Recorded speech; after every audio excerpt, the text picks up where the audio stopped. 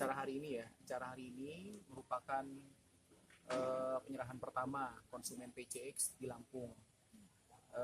Kita selenggarakan acara ini memang untuk membangun image spesial kepada konsumen kita ini, karena memang pertama dia inden pertama kali.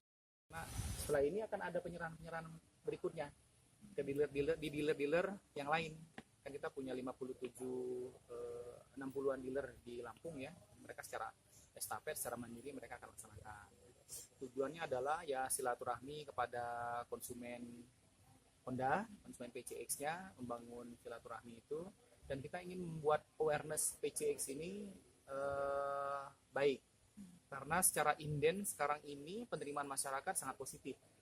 Kalau terakhir kita rilis di versi rilis sebelumnya kita rilis 105 unit, sekarang sudah di angka 220.